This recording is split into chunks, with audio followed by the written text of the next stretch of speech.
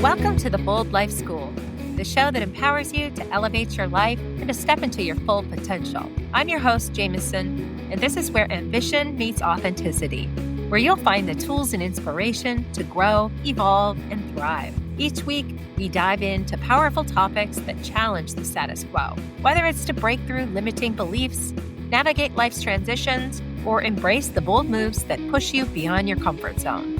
Now let's get into today's episode.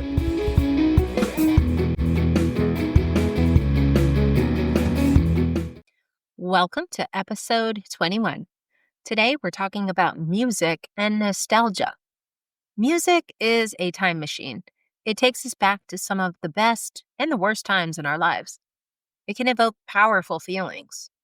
It stirs up all of the past, positive or negative. Remembering can be bittersweet. It reminds us of the good times, but also that those times are gone. Have you ever heard a song and instantly been transported back in time? Music is powerful like that. But what do we do with those feelings when they show up? I recently attended a Candlebox and the Who concert. For those of you who know, you know, especially if you came of age in the 1990s, like I did. For everyone else, there was this moment in 1993 where a band named Candlebox had their major moment. They were rock, ranting, they had romantic ballads, and it spoke to the deepest part of me. I was a major fan. Candlebox still continues to rank in my all-time favorites. I went to this show at an outdoor amphitheater in the Bay Area.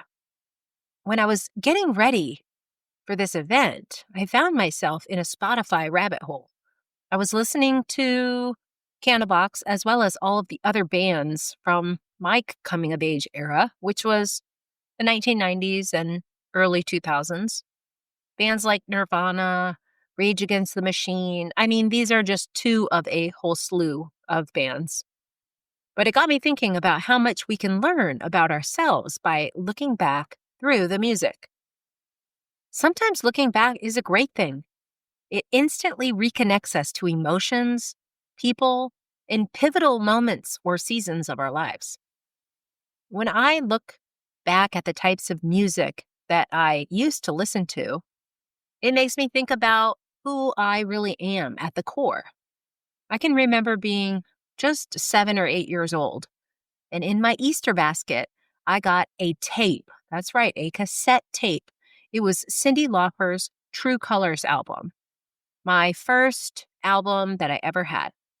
I actually listened to it so much that the tape wore out. It physically wore out.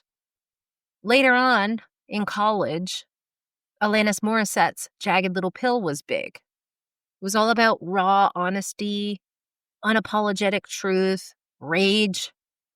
It shaped authenticity and what it means to be a woman for a generation.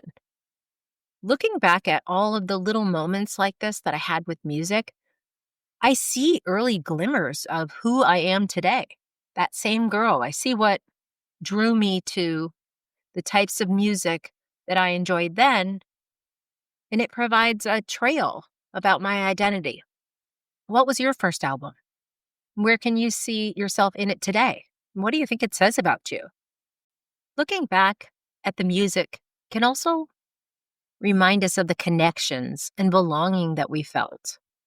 Music made us feel understood, even in the darkest of times, if we were alone or if we were sharing it with other friends. Back in those days, we were making mixtapes to commemorate close friendships or romances. We'd share these tapes that we made from our favorite songs on the radio, and we would actually sit there and wait for the part or the beginning of the song to come up on the radio, press play and record on the tape player, and then have to wait all the way through the end of the song and time our recording as well. We put a lot of effort into this. It showed we really care. Music can also be a reminder of resistance to the man. Over time, looking back, music brings up memories of those that we stood by and who stood by us through thick and thin. Many of the music movements from the 60s, 70s were about resistance to war, resistance to politics. In listening today, we feel that history. We feel those stories. Music opens up a world of possibilities. In youth, many of us didn't feel like we had control over our lives. We just had to do what our parents told us to do. We got what we got. We didn't get to choose our families, where we grew up, our schools. In many ways, we did what we were told, what we were expected to do. But music was a window into a bigger world. Looking back, I can remember road trips, summer anthems, festivals like Lollapalooza, and even the Grateful Dead. My friends and I rode to Chicago in a VW van to a Grateful Dead show.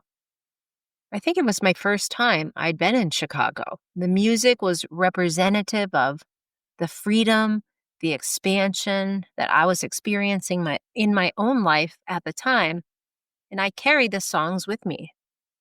What songs take you back to a moment where you felt strong, free, or unstoppable? Those memories are proof of your power, proof of the possibilities in your life. Not every memory with music is positive, but music brings us out of the darkness. When we look back, I'm sure you can think of some of the hardest seasons of your life where music was a friend, a shield, relief, hope, or even a rallying cry. In my youth, it was Nirvana's Smells Like Teen Spirit. It was the anthem of misunderstood teenagers. And I was one of them for whatever reason. Teenage angst, I guess, it's real. But for many teens, whether you're crowd surfing or headbanging, screaming, or crying along with the music, this was therapy. It was a safe rebellion that allowed us to release our emotions instead of suppressing them. Many of those songs that we experience through heartbreak, sorrow, pain, or teenage angst became anchors, reminding us that this too shall pass, that we have the ability to do the hard things, to move through sorrow, to come out stronger. Music is a mirror of our own power and resilience. It shows us that we weren't just silly kids after all. The things we loved then, the causes we cared about, the friendships we put so much effort into, those weren't silly at all. We often see that it's those experiences of our youngest years, the formative years, that really did give us the strength to get through sometimes the harder things in adulthood. We built that resilience, that grit up, experience after experience, letdown after letdown, hope after hope, and dream after dream through climbing. Even if childhood was hard, the music carried our outlooks, hopes, and dreams, our possibilities. The memories don't just remind us that life is beautiful. They remind us of the power, the hope, the will we've carried all along. Looking back once in a while is a beautiful thing. It reminds us of the multidimensionality of life, how there are highs and lows. And even though life can be a roller coaster, to understand that we can get through it is a blessing. The dark side is when we get stuck in the past. The brain wants us to stay comfortable, to go with what we know, but staying there keeps us from growing. If we want to move forward, we can't always be looking behind us.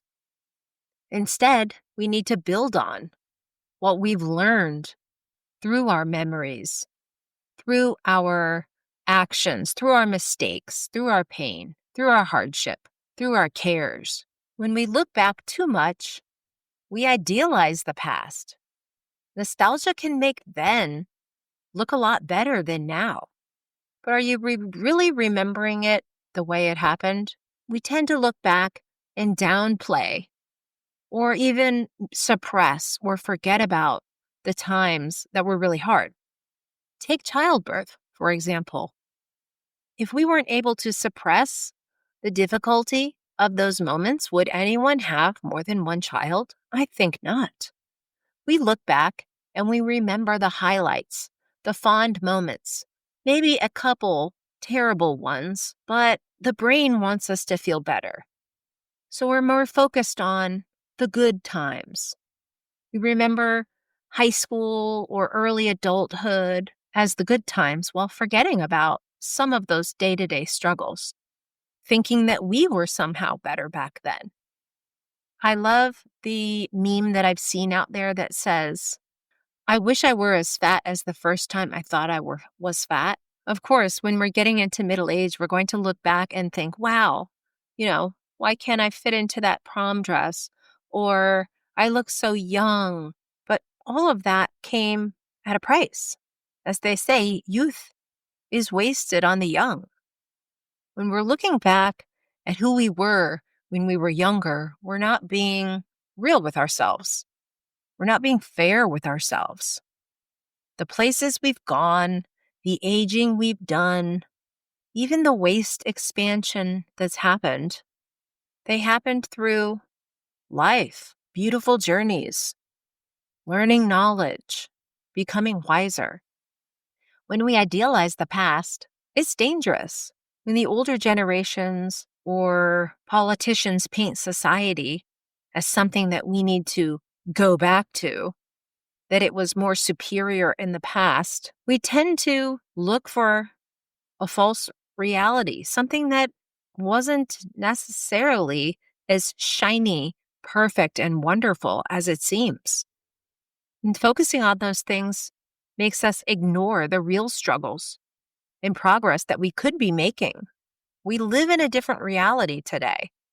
People have different needs. We have different societal expectations. We have more civil rights, or we should, you would think, by now.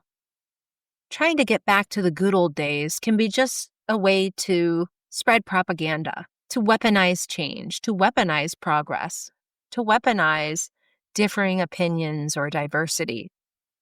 And it simply spreads division, hate, and the agendas of those who use it. Another way that we get caught up in nostalgia is using it as a form of escape. Using music memories of the time to avoid facing today's challenges. Who we are today, how we got here, what we really want, and where we want to go. Instead of facing what is possible, what is now, we get caught up in trying to go back to something that is no longer there. Nostalgia keeps us longing for youth, longing for the energy or the optimism, the person that we used to be. But that means that we often feel less than in our now. We compare ourselves to the people that we grew up with. We compare ourselves to the person we wanted to be. But comparison is the thief of joy. And reminding ourselves of what we didn't become can really sting. But what can we do with that information today to reorient our lives, to redesign our plan, to get back on track? And for some, nostalgia is simply emotional quicksand, where they're sinking so deep in it that there's no hope of getting out. Some songs reopen old wounds. They keep us on repeat, stuck in heartbreak, a relationship that we won't let go, the loss of someone that keeps us from moving on for years instead of healing. Nostalgia should remind us of our power, not convince us that our best days are behind us. The expression goes that the only things that are sure in life are death and taxes. But I would raise a third, and that is change. Change is going to happen. You can either ride the tide and enjoy the flow, or you can fight the waves every time. Nostalgia can be a gift that empowers or a prison.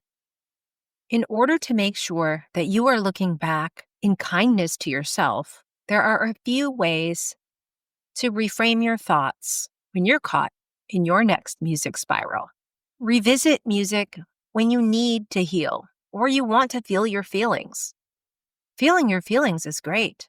It's a safe outlet. I recently discovered a few of my favorite songs by Rage Against the Machine, and I just was feeling this need to feel something strong. I needed to feel passion and the anger that I was feeling about what's going on in the world. And it felt good to just listen to it cranked up in my car really loudly. Reframe the songs from the past as proof of your resilience. Look at all of what you've overcome. Look back and think about all of those hard times and how you got through them. Recognize how music reflects your growth, how it reminds you of who you really were and wanted to be, and think about how that can propel you today into who you want to become. Honor those memories. They're reminders of your capacity to dream, to love, to relate, to rise up and prosper in a new chapter. Listen, you don't have to be all sunshine and rainbows. But ask yourself, are you remembering the music? Are you remembering the past in a way that empowers you or holds you back? What song instantly brings you back to a moment where you felt unstoppable? And how can you use that memory to fuel your confidence today? What song reminds you of a time you overcame something? What strength from that moment do you want to carry forward now? Nostalgia's a double-edged sword. It can trap us in the past, or it can remind us of the beauty and power we've always carried. This week, play some songs from your past. Let it remind you not of what you've lost or who you were, but of how strong and bold you've always been. Stay bold, stay powerful, and turn the volume up.